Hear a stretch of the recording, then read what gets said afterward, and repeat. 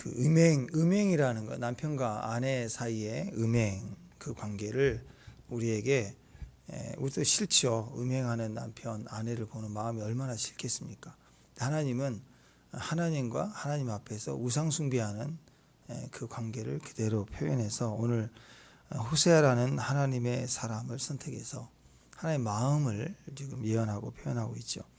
그 아내가 고멜인데 마치 이스라엘 백성들을 지금 폐역하고 음란하고 또 이렇게 우상 숭배하는 이스라엘 백성들을 향하여서 하나님이 그들을 회복시키고 또 그들을 치유하기 위한 하나님의 마음을 우리에게 표현하고 있습니다. 5절에 보니까 현재 상태가 어땠느냐, 우상 숭배의 모습인데 5절에 보니까 나는 나를 사랑하는 자를 따르리니 그랬어요. 남편이 있는데 남편한테 하는 얘기가 나는 나를 사랑하는 자를 따르리니 이렇게 얘기하고 있어요. 또 12절에도 중간 부분에 보면 12절 중간 부분에 보면 나를 사랑하는 자들이 내게 준 값이라. 나는 나를 사랑하는 자를 따르리니. 그러니까 왜냐? 12절 중간에 나의 즐거움이라는 거죠. 내 이 즐거움과 행복은 그가 나에게 주었기 때문이다. 이렇게 얘기를 하고 있어요. 그러니까 주님이 뭐냐면 주님이 주신 거예요. 주님이 사랑이고 또 주님이 공급해 줬는데 그것이 행복의 기초인데 자기는 다른 사람을 사랑하는 거고 또 그 사랑하는 자를 따르는 것에 대한 기쁨과 즐거움과 행복이 있다. 그래서 나는 그걸 따르겠다. 그렇게 얘기를 하는 거죠. 그럴 때 그 남편의 마음이 어떻겠냐 그런 얘기를 하고 있습니다. 이스라엘 백성들이 하나님 앞에서 마치 그 남편 호세아가 사랑해 주는데 근데 이 고멜이 다른 남자를 계속 만나고 그리고 나갔다 안 들어오고 들어왔는데 애를 가지고 애를 낳고 막 이런 개념인 거예요. 그럴 때 하나님의 마음이 어떻겠냐, 그 남편이 어떤 행동을 하겠느냐 이거거든요 오늘. 그래서 하나님과의 관계를 남편과 아내로 묘사하고 있습니다. 자, 하나님의 기본 개념에서 우리를 하나님이 소개할 때, 우리에게 하나님 자신을 소개할 때 남편과 아내로 묘사를 하기도 합니다. 하나님의 가장 기본적인 관계이기도 하죠. 예수님이 천국을 첫 번째 묘사할 때 예수님이 첫 번째 기적도 혼인잔치에서 일어났고, 그리고 요한계시록의 마지막 예수님의 기적적인 등장도 역시 어린 양의 혼인잔치에서 등장을 합니다. 그래서 하나님 나라를 혼인잔치의 관계로 설명을 하기도 하죠. 성경에는 주인과 종의 관계도 하나님과 관계를 설명하기도 하고 목자와 양 이런 관계로도 설명을 합니다.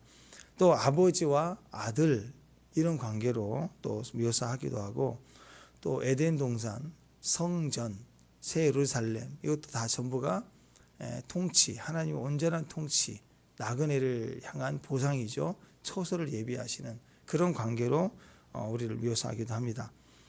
자, 성경에서 우리와 하나님 관계를 묘사하는 이런 여러 관계들이 있지만 호세아서에서는 특별히 호세아 이름이 여호수아 그리고 예슈아 예수님을 상징한다고 그랬죠. 그러니까 예수님의 의미와 같이 신랑 대신 예수님 우리 신부로 부르시는 관계. 그래서 신랑 신부 그러면 신선하게 느껴지죠. 안 그래요? 아내와 남편 뭐 그것도 좋지만 싱싱하기보다는 신랑 신부 조금 더 싱싱하잖아요. 자, 그런 개념이에요. 그래서 남편과 아내의 관계로 신랑 대신 예수님, 신부된 교회 이런 완성된 모습을 그려가지고 남편과 아내의 관계로 오늘 설명을 하고 있습니다. 오늘 핵심은 이거예요. 남편이 다 줬다.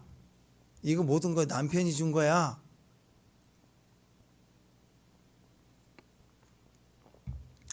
이거 누가 주었느냐? 남편이 주었다. 이걸 얘기하고 계시는 거예요. 자, 당시가 북쪽 이스라엘, 지금 이스라엘, 북이스라엘 얘기이죠. 여로보암 2세 때라고 어제 1장에서 말씀했어요. BC 8세기인데, 그리고 망하기 직전이에요. BC 8세기니까, BC 722년에 망했거든요. 그러니까 거의 한 20년, 30년도 안 돼요. 이따가 망한 거예요. 망하기 직전이에요. 그러니까 이 메시지를 들었으면 안 망했다고. 망하기 전 30년이면 돌이킬 수 있는데 30년 동안 기회를 주는데 놓친 거예요. 그 내용이 뭐였느냐. 이전까지는요, 경제적 풍요로움이 있었고 정치적인 안정이 있었어요.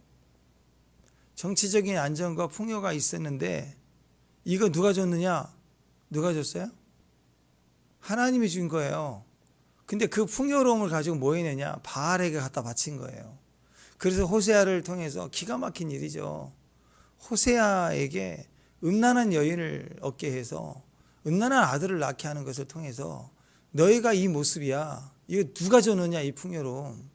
그러니까 남편 호세아가 준 건데 그 호세아가 준 걸 가지고 지금 딴 남자 만나 돌아다니며 즐기고 있는 거예요. 이스라엘 백성 형제 이 정치적인 풍요로움, 안정, 경제적인 풍요를 누리고 있는 거 하나님 준 건데 요때 요것을 하나님 앞에 엎드리지 않고 바알에다 열심히 갖다 바친 거예요. 그리고 누가 줬느냐? 세상이 준 거야. 바알이 준 거야. 이러고 있더라. 그래서 호세아를 세워 메시지를 하고 있는 것입니다. 그때 돌이켰으면 안 됐죠. 그 이후로 30년이란 가까운 기회를 줬는데 그들이 그것을 실패합니다. 그래서 망하는 거예요.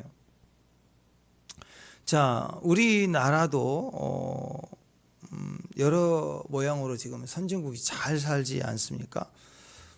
우리가 정말 어렵다, 물가 올랐다, 못 살겠다 그래도요, 공항에 어마어마해요. 사람들이 명절 때마다 시골에 안 가고 이제는 외국으로 갑니다.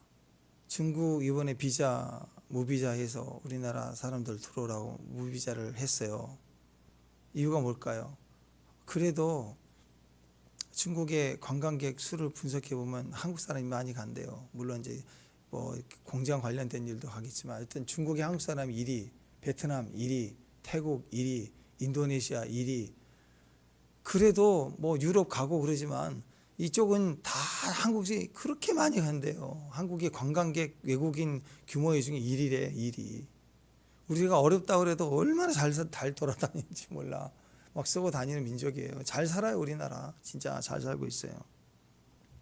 그거 보면 그런 생각 한번 해봐야 됩니다. 이 현실적인 축복을 누가 줬을까?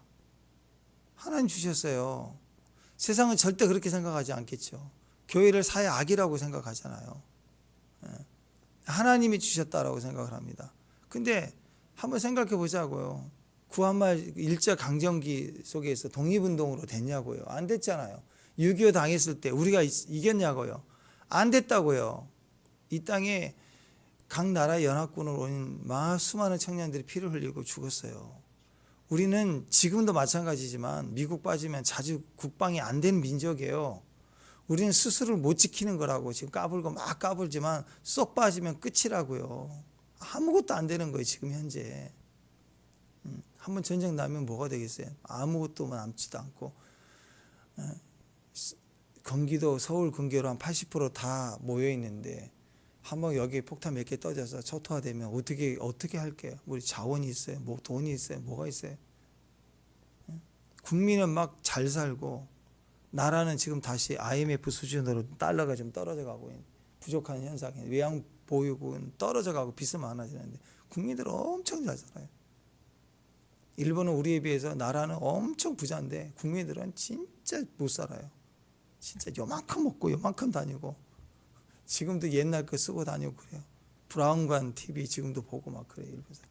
그 사람들은 민족성이 그런 것 같아요. 정말 어려운데 우리는 엄청 뿌리고 다니고 그래. 어쨌든 이게 다 하나님의 은혜인 거예요. 누리게 하시는 분이 하나님의 은혜라고. 수많은 기도 소리가 울려 퍼졌고 우리 주변에는 찬송과 기도 소리가 늘 들렸던 나라예요. 구역 예배뿐만 아니라 길 가다 보면 이 집 저 집 찬양하는 소리 들렸던 제가 불과 몇십 년 전이에요. 20년 전만 해도 구역 예배 가면 아파트에서 이 찬송 소리 천송 다 들렸다고. 지금은 교회도 찬양이 끊어지고 들리지 않는 시대가 됐죠. 이게 복잡해지는 거예요. 우리가 기억해야 됩니다. 적어도 세상 사람이 아니라 믿는 사람들은 이 현실적인 삶은 하나님이 주관한다. 하나님이 우리를 살게 하신다. 기억해야 돼요.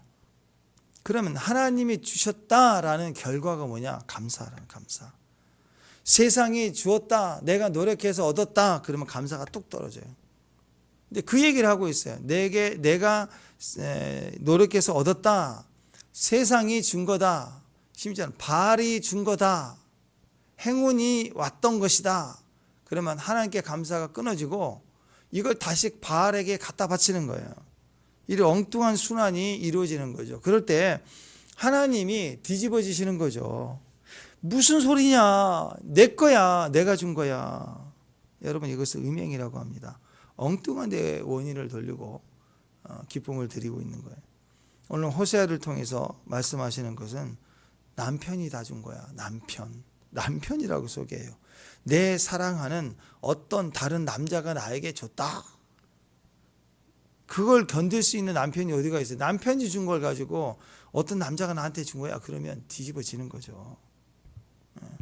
그러면 그걸 견딜 수 있는 남편이 어디 있을까? 이런 접근으로 얘기를 하고 있습니다. 5절 한번 더 읽어보실까요? 5절 한번 읽습니다. 시작.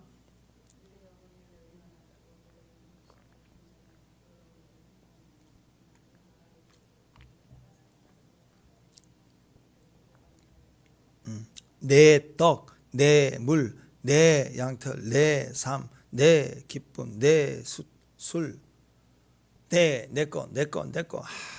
진짜 하나님 이렇게 꼭 하셔야 되나요? 자, 기가 막힌 일이 벌어진 거예요. 남편이 갖다 준 거예요. 일에서 갖다 준 건데 그걸 무슨 다른 남자가 줬다고 그러고 그 남자에게 다 갖다 바치고 그런 거죠. 그 남자가 지나간 남자가 나한테 왜 줘요? 남편이 준 걸 가지고 지나간 남자한테 주고 나누니까 그 남자가 뭘 줬겠죠. 그런 거예요. 여러분, 관계에 있어서 지금 주님의 마음은 깨진 거죠. 고통스러운 거예요. 상처를 주면 관계는 끊어지게 됩니다. 그러니까 관계에 있어 제일 중요한 게 뭐냐면 상대를 인격적으로 인정할 수 있어야 돼요. 인격적으로 인정할 수 있어야 합니다. 대화할 때도 대화하자. 그런데 먼저 내가 다 판단을 해놓고 결정해놓고 대화하면 대화가 안 되죠. 그건 대화가 아니라 통보입니다. 통보. 아이들에게 대화 좀 하자. 그럴 때 통보해버리면 애들이 대화를 하겠냐고 대화 안 하죠. 일방적인 통보를 하는 것은요, 인격을 무시하는 거예요. 인격으로 보지 않는 거죠. 기계적으로 반응하기를 바라는 명령입니다. 상대를 인정하는 게 아니고 상대를 기계적으로 반응하도록 명령하는 거예요. 통보는. 그러니까 먼저는 남편을 인식해야 되겠죠. 남편을 인정해야 합니다. 남편이 준 거잖아요. 남편을 자기가 미워하고 싫어도 그래도 남편이 준 거잖아요. 그러면 인정해야 된다라는 거예요. 다른 남자가 준 게 절대 아니거든요.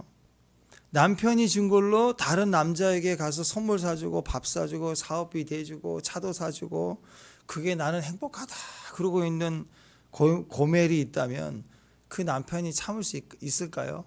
그래서 이 땅에서 참을 수 있는 남편이 없기 때문에 호세아를 불러 세운 거예요. 그래서 선지자니까. 그리고 그 결혼을 누가 시켰냐면 하나님이 시켰으니까.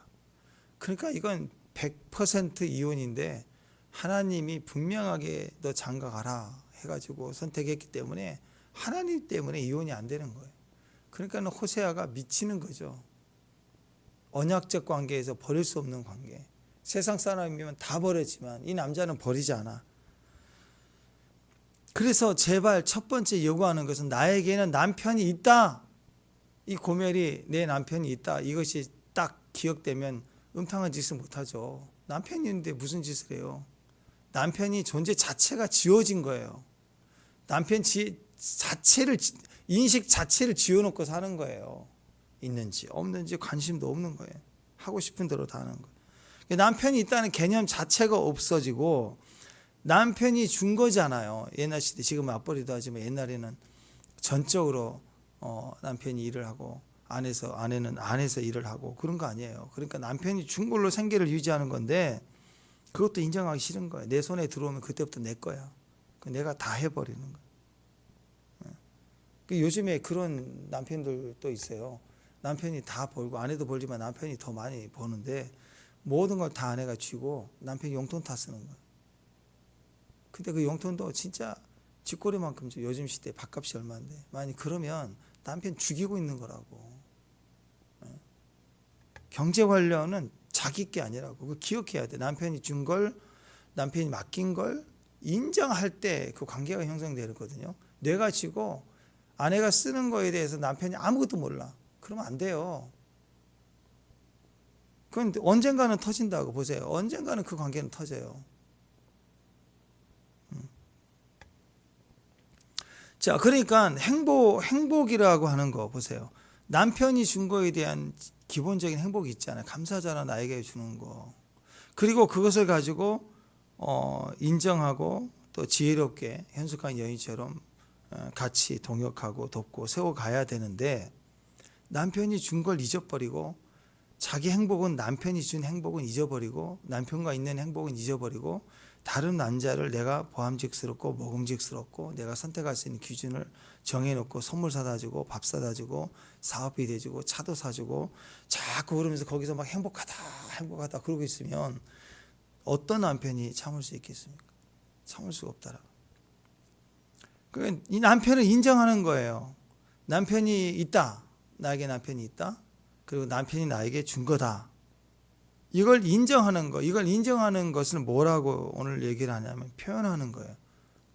표현하는 걸 뭐라고 그래? 감사하는 것은 표현하다는 거예요. 하나님께 감사합니다. 그 말은 내겐 하나님이 있다. 그리고 이 모든 것은 하나님 주셨다. 그 집약해서 찬송, 찬양, 여호와 이름을 선포, 감사, 전부 예배, 이게 다 표현하는 거라고. 역시 남편이 벌어다 준 것에 대해서 관리를 해야 되니까 용돈식으로 같이 얼마만 써? 그러면서 나눌 수도 있겠죠. 근데 감사하면서 나누면 그 액수라 할지라도 작을지라도 남편도 이해해요. 우리가 세워나가고 어려울 때 하나씩 더해가고 애도 키워야 되고 나보다 당신이 지혜로우니까 당신이 이거 관리해 하고 하는 데 있어서 더 올려달라 뭐 그럴 필요가 없어요. 감사해 주면 거기서 열심히 나오고 기뻐하고 아무 불만이 없어요. 그 조그만 용돈에서도 모아서 선물도 사주고 한다고. 근데 감사하는 게 없어요. 그리고 재정 얘기만 나오면 이건 다른 남편은 이렇다 저렇다 하면서 막 짓거리 많은 거 하면 생생 내느냐 이런 식으로 나오고 그러면 감사하는 게 아니잖아요. 그러면 그때부터 불만이 쌓여져 가면서 일이 커지게 된다라는 거예요. 그것 가지고 무슨 생색을 내? 사랑하면 당연한 거야. 뭐 그러면은 사랑하면 당연하다. 사랑으로 욕으로 끌어들이면 이거 막 이상한 식으로 끌고 가면 이제 머리가 바보가 된다고. 남편이 머리가 바보가 되면 아무것도 안 합니다. 그러니까 이거예요. 감사할 줄 모르는 사람, 이꼴 자기밖에 모르는 사람, 이꼴 남편이 주는 것을 다른 남자에게 선물을 주는 사람. 그래서 호세아의 시작에 고멜이란 이름 뜻이 끝장녀라고 그랬죠. 끝장판 여자예요. 이 마지막 때 끝장판 여자. 인생 자체가 이 땅의 모든 부정함을 다 표현하는 끝장판이에요. 인생 부정함의 끝장판 여자예요. 이러게 되면 하나님이 참으시지 않죠. 그 얘기를 하고 있는 거예요. 자기 남편의 존재도 잊어버리고 남편이 준 것을 인정하지도 않고 그걸 정작 다른 남자는 다 한다. 네가 날 사랑하면 데리고 왔으면 그렇게 해야지. 막 이렇게 이상한 원론적인 말을 막 들이대면서 다른 남자 보면 힐긋힐긋 눈치 주면서 선물 보내고 차 마시자 그러고 선물 사주고 차도 사주고 야 그렇게 데리고 다닌다. 그거 그렇게 반응하는 그 꼴통 남자를 보면서 음행을 즐기면서 행복하다 그러고 있다면 이게 누가 참겠습니까? 그러니까 신앙생활 제일 잘하는 거예요. 인생살이 제일 잘하는 거. 어떻게 하는 거예요? 남편을 인정하는 거예요. 남편이 준 거다. 그걸 인정하는 거. 방법은 감사. 고마워. 너 오늘 많이 수고했지. 그거면 돼요. 그거면. 다른 거 없어요. 고마워. 감사라는 이름을 붙여주는 거야. 남편이 일하고 와서 허리가 아파. 허리 아프냐고. 그러면 또 남자들은 또 얘기가 있거든요.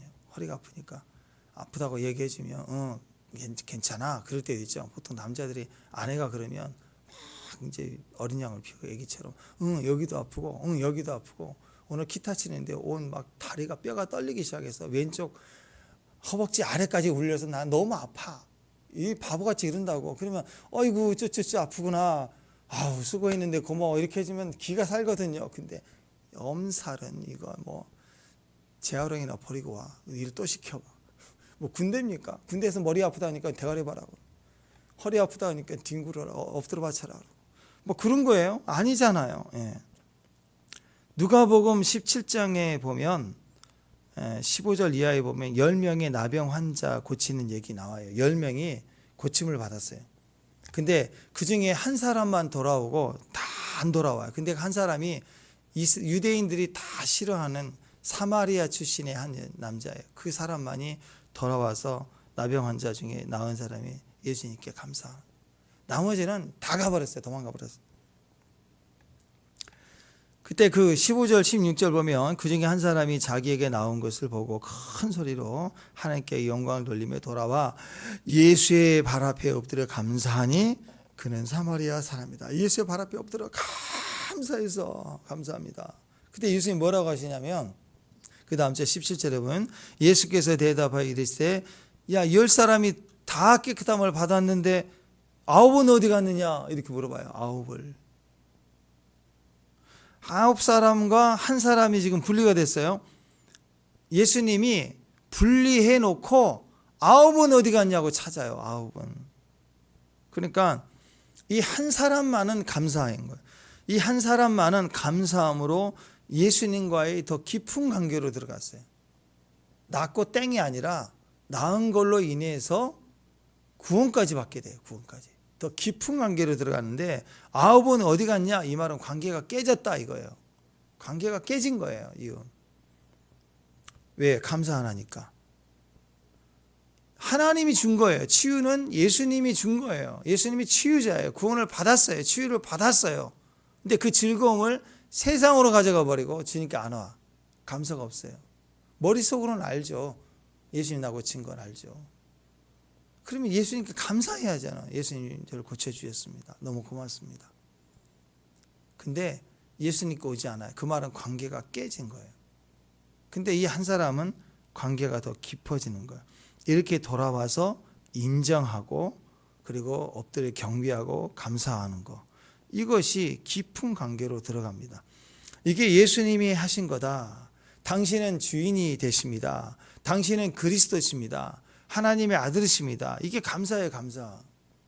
그러니까 여러분 sacrifice라 희생의 제사, 교회 올 때마다 우리가 구약 제사에서는 희생 제물을 가져와 희생을 시키잖아요. 그때 내가 죽어야 되는데 나 대신 네가 죽어.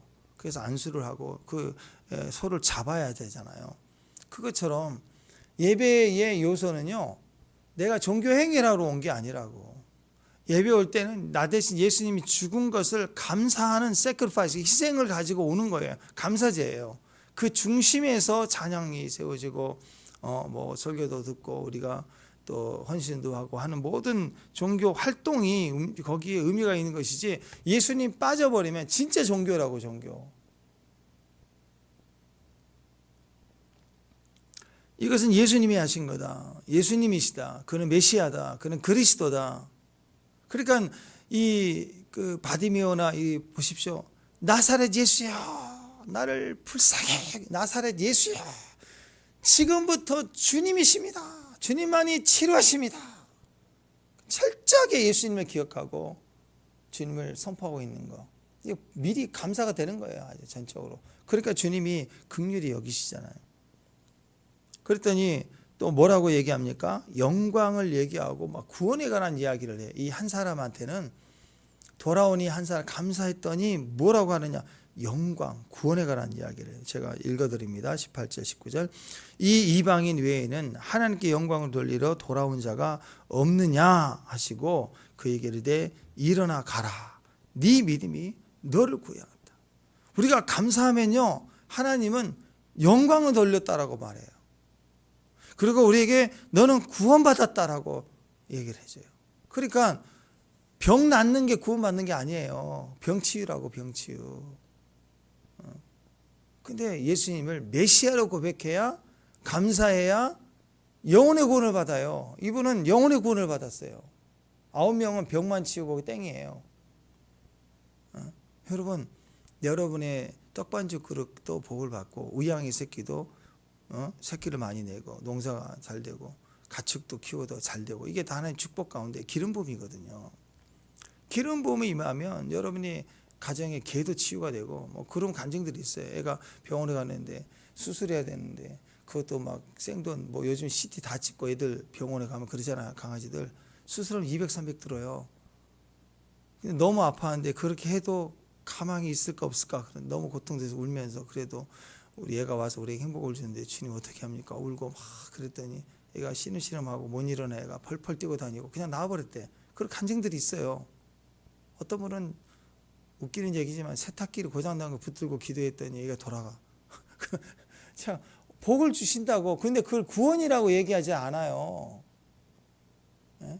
식물이 잘 자라는 거, 죽었다 살아나는 거, 그 구원이라고 얘기하는. 우리에게만 구원이라고 그래요. 이들은 감사가 없어요. 우리만이 하나님을 알고 감사할 수 있어요. 감사할 때 하나님 뭐라고 그러냐면 내게 영광을 돌렸구나. 엄청난 스케일로 업그레이드 해가지고 영광을 돌렸다는 수준으로 받으세요.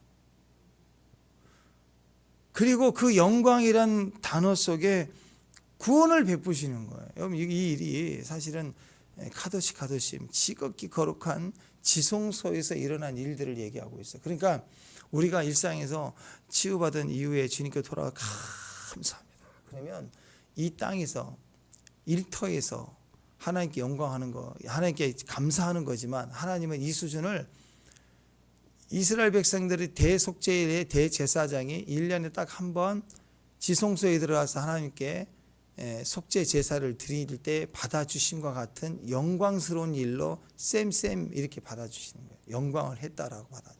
그리고 대제사장이 그 피를 들고 와서 그 은혜의 자리 시온자 위에다가 피를 뿌렸을 때, 우리는 그 법궤의 그 법, 정의 가운데, 공의 가운데 설 수 없는데 피를 뿌림으로 죄 사함을 받는 거예요. 사랑을 입는 거예요.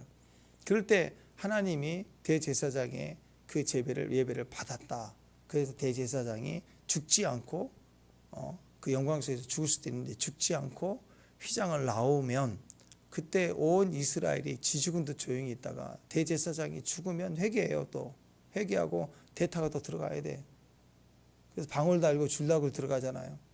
그렇게 두렵고 무서운 곳인데 속죄 어린 양이 피를 뿌리고 주님께 대제사장이 종교의식을 하고 하나님을 경외하고, 그리고 나왔을 때 살아나오면, 그리고 살아나오자마자 휘장을 열고 나와서 온 백성에게 여호와께서 오늘 우리 예배를 받으셨다 그러면 그때부터 셀레브레이션 막 뛰면서 막 광야에서 춤추고 난리 나는, 그게 이스라엘 백성의 대속죄에 일어난 일들이라고. 그러니까 똑같은 거야. 이 개념이 똑같은 거야. 주님 감사합니다. 하나님 주신 겁니다. 주님께 감사합니다. 그러면 지성소 수준에서 드리는 걸 주님이 받으신 거예요. 그러니까 영광을 받았다. 이 단어, 영광이라는 단어가 지성소, 하나님 보좌에서 받을 수 있는 단어. 우리 일상에서 그냥 대충 우리가 영광, 교회 이름도 영광교회 한다고 영광이 아니라 진짜 하나님이 영광을 받는 거예요. 그것은 우리가 진심으로 감사할 때 영광을 받으시는 걸 얘기해요. 그 영광을 받으실 때 네 죄를 사했다. 마찬가지 이스라엘 백성들을 용서해 주고 사해 준 거라고. 그렇게 감사하는 일은 얼마나 중요한 일이에요. 일터에서 감사해야 됩니다. 가정에서 감사해야 됩니다. 교회에서 내가 어떤 일을 섬기고 헌신하는 거 감사해야 됩니다. 그때 하나님은 나에게 영광을 하는구나. 내가 너희를 사하노라 하는, 하나님만이 하실 수 있는 일들이 막 베풀어지기 시작하는 거예요. 네가 하는 행동이 감사하죠. 너가 나에게 하는 이 행동이 나에게 영광이 된다. 하나님께 영광이 된다. 은혜를 받으면 감사하는 게 당연한 거 아닌가요? 누가 정말 은혜를 베풀어도 감사한 거 아닌가요? 그냥 식당에 가서 밥 먹고 그럴 때도 어느 때는 그냥 늘 하는 얘기니까 감사해요, 잘 먹었어요, 뭐 이렇게 하고 나가면 네 안녕히 가세요 이렇게 인사말처럼 되잖아. 근데 가만히 생각해 보니까 요즘 음식에 먹을 게 참 의심스러워요. 이거 어디서, 이게 중국산일까? 이거 어디서다가 막 밟아서 올까? 그런 거 생각하면 믿을 수 없는데, 그래도 맛도 좋고 대접하시는 서빙하시는 물론 다 돈 받고 하는 거지만 그 마음이 또 고맙더라고. 이렇게 느껴지는 거예요. 내가 누군데 돈 몇 푼에 이렇게 할 수 있을까. 그게 고맙게 느낄 때가 요즘 많아요. 그래서 그냥 잘 먹었습니다 얘기를 하는데도 진심이 들어가더라고 제 마음에. 그러니까 이런 거 하나도 진심되게 진심으로 고맙습니다 감사합니다 하는데 모든 것이 은혜인데 은혜인 걸 깨달으면 감사는 당연한 거 아닌가요? 당연한 거. 그러니까 식당 아줌마한테 감사합니다는 하면서 왜 남편한테는 안 하고 아내에게는 안 하고 감사한다는 말을 안 해주냐 이거. 애들도 엄마한테 감사하다 얘기도 안 하고 또 아이들이 있는 것 자체가 건강한 것 자체가 또 고맙잖아요. 그러면 감사해 고마워. 또 하나님 우리 아이 아프지 않고 잘 자라고 있는 거 감사해요. 그것도 다 감사할 일이잖아요. 감사할 일이 얼마나 많아요. 이 땅에 얼마나 많아요. 근데 우리는 감사를 하지 않아요. 근데 감사를 하면 하나님 뭐라고 하는 네가 감사하는 건 나를 영광하는 거다. 그리고 주님이 우리에게 구원을 베풀어 주신다라는 거. 일어나라. 내 믿음이 너를 구원했다. 네 믿음이 너를 구원했다. 그러면서 막 일어나라. 이거 믿음이란 얘기죠. 믿음으로 받았다. 그리고 관계는 믿음의 관계로 영원한 관계로 죄 사함의 관계니까 영원한 관계로 이어지는 겁니다. 관계가 지속되는 거예요. 관계의 문제에 승리하려면 감사밖에 없어요. 한 번 맺은 관계지만 그걸 끊어지게 하는 거 그것은 감사하지 않는 거예요. 근데 감사하면 그 맺은 관계가 꾸준히 이어집니다. 항상 고맙습니다. 감사를 표현하고 작은 거 표현할 수 있을 때 감사하고 또 감사하고 또 감사하고 또 감사하고 그러면 깊어지고 계속 그 관계가 깊어지고 커진다라는 거예요. 하나님의 관계도 그렇고 인간적인 관계도 그렇습니다. 인식해야 돼요. 하나님이 주셨다. 인정해야 돼요. 감사해야 됩니다. 지난 주간이 추수감사 주간이었잖아요. 감사 헌금도 하고 한 주간 기도하며 생각하는 모든 분들께 감사하는 마음도 있고 표현도 하고 그리고 주일날에 와서 실제로 섬기고 봉사하고 그래서 막 전체가 잔치가 되고 너무 감사했어요. 이게 무슨 행위예요? 이게 다 감사하는 행위예요. 남편을 인정하는 거예요. 하나님의 존재를 인식하는 거예요. 나에게 도움을 준 사람인 것을 분명히 말을 해야 인정하는 거예요. 머리로만 알고 있는 건 인정한 게 아니에요. 하나님께 감사하는 거라는 거예요. 또 매년 5월 달이 되면 가정의 달 그때 우리가 부모님께 감사하잖아요. 부모님이 나를 낳아주시고 나를 길러주시고 사랑하신다. 이거 모르는 사람 누가 있어요? 다 알죠. 그런데 그것을 어버이날이라고 정해서라도 자식들이 감사를 표현하라. 그게 기본 상식이라는 거예요. 감사하다 표현하고 뭐 카네이션도 드리고 편지도 드리고 용돈도 드리고 선물도 드리고 그렇죠? 안 그래요? 이걸 사자성어로 뭐라고 그랬어요? 계좌이체 그랬죠?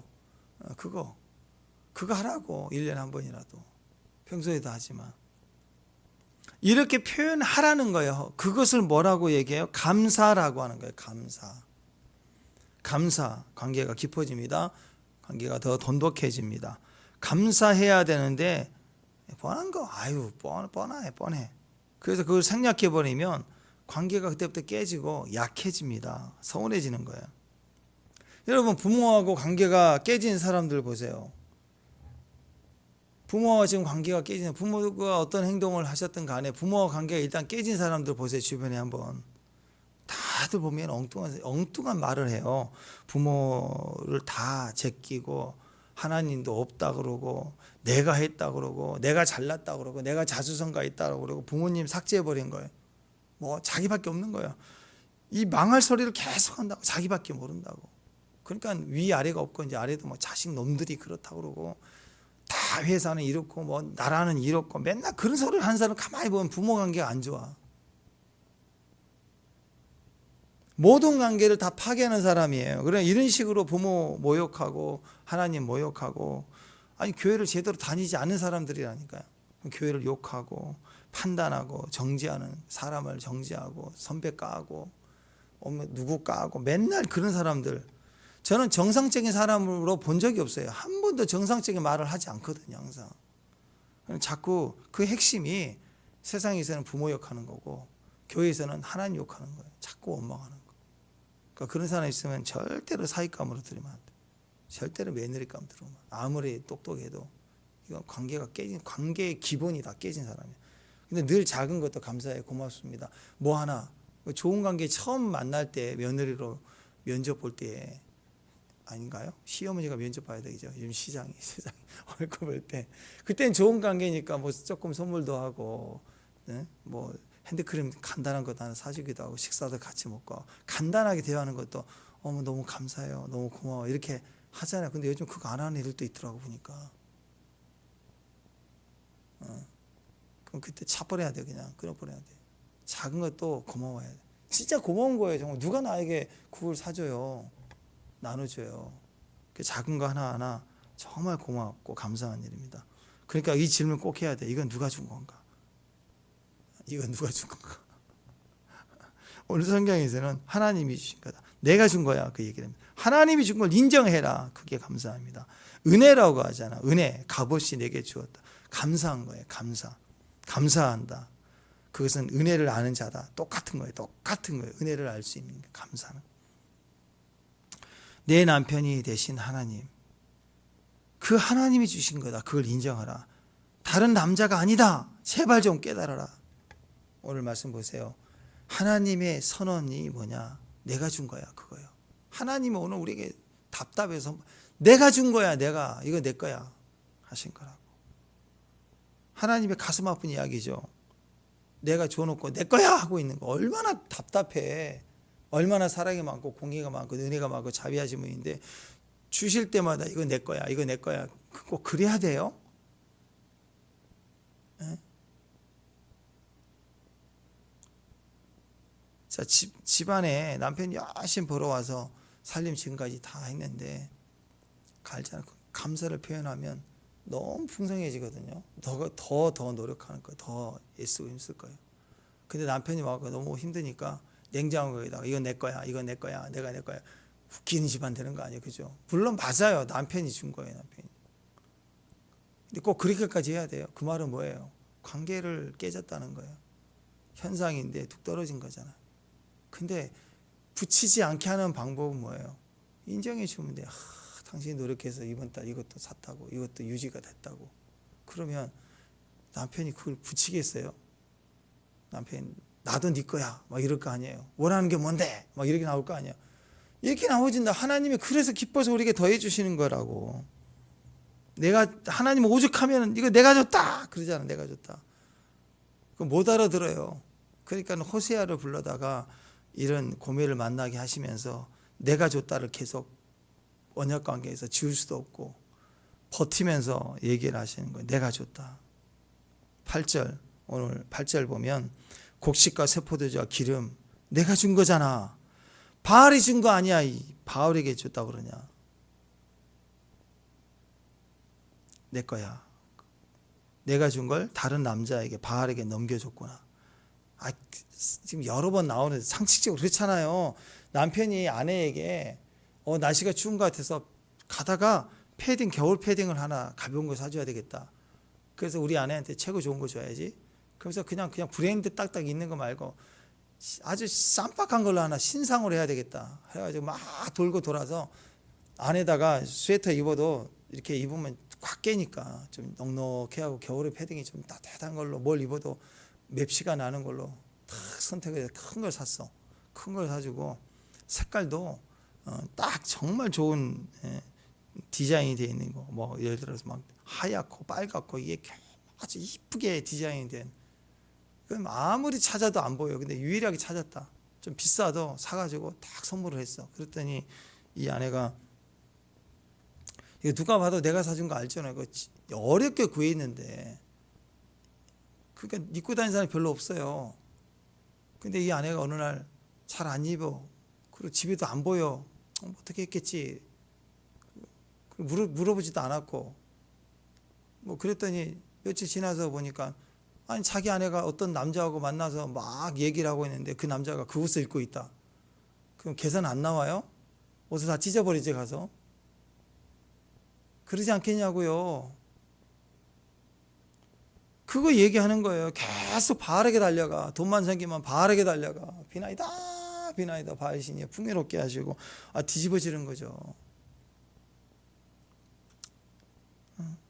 내가 준 축복 가지고 바알에게 선물을 하고 선물을 해주다니 이게 말이 되니? 이게 2장 상황이에요. 오늘 2장. 하나님의 사랑은 우리와 사랑과 달라요. 여러분 기억하십시오. 우리가 보통 남편이라면 어떻게 합니까? 달려가서 찢어버리죠. 옷 찢어버리고 카드 내놔. 다 동결. 이혼. 이건 100번 이혼이죠. 상처 위자료 받겠다. 요즘에는 또 이 간통이 안 되니까 그 남자에게 또 이게 피해 보상을 받더만. 넌 10억. 그리고 막 그렇게 손해배상 청구하겠다고 그러고 뭐 다 끝내는 게 보통 아니에요. 보통. 이 남자가 세 번째인데 벌써. 세 번째.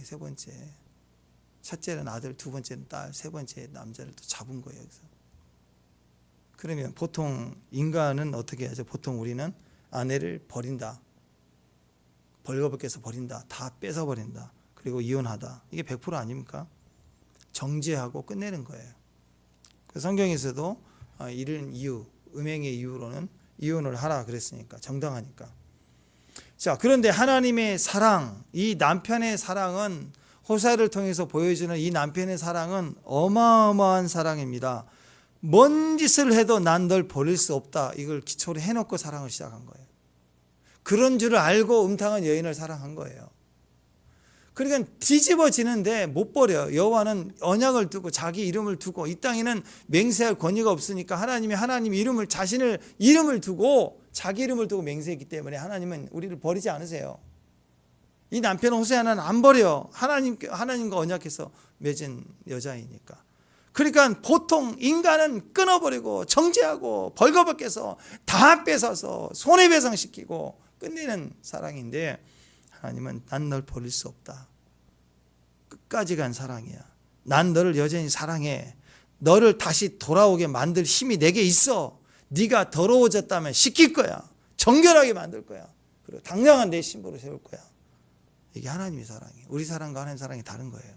이걸 구약에서는 헤세드, 언약적 사랑이에요. 내 안에 내가 사랑하는 게 아니라 내 감정이 아니라 약속 두고 한 사랑이에요. 그래서 결혼도 성부 성자 성령의 이름으로 선포해서 언약적 사랑으로 선포해서 시작을 해야 돼요. 자기들끼리 뭐 약속해서 읽어드리고 그렇게 하는 거 아니라 목사님만 불러다가 기도만 해주세요. 그런 거 없어요. 그렇게 해서는 안 돼. 뭐 들러리입니까?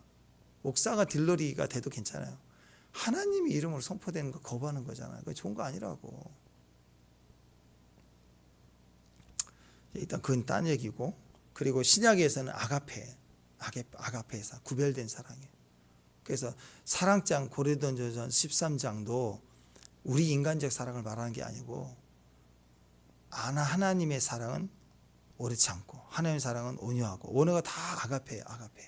아가페라는 하나님의 사랑, 원수가 되었을 때도 여전히 죄인이었을 때도 그러면 다 버려야 되는 거 아니냐는 거. 그런데 이 고멜과 같은 여자를 과연 누가 그냥 두겠냐고요. 수많은 남자를 만나온 장녀이고, 그리고 결혼 후에도 또 첫째 아들도 내 아들이 아니고 둘째 딸도 내 딸도 아니고 셋째 아들도 내 아들도 아닌, 당장 이혼하고 내버리지 않겠어요. 근데 하나님은 아니래요. 다시 돌아올 거라고, 내가 돌아오게 할 거라고, 한번 사랑은 영원하다고, 내가 너를 사랑한다고, 영원히 너를 버리지 않을 거라고 하면서 계속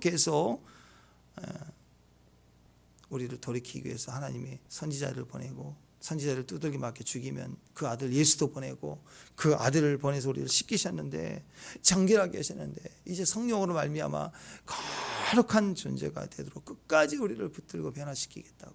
그게 하나님의 사랑이에요. 아가서의 사랑도 크지만 비교가 안 돼요. 호세아 이 짧은 사랑, 예수의 사랑을 집약해서 나누는 이 호세아의 여호와의 사랑을 깊이 경험하기로. 우리가 이 사랑 안에 승리하는 저와 여러분 되시길 바랍니다. 기도하겠습니다. 하나님이 주셨습니다. 감사합니다. 예수님 이름으로 기도합니다.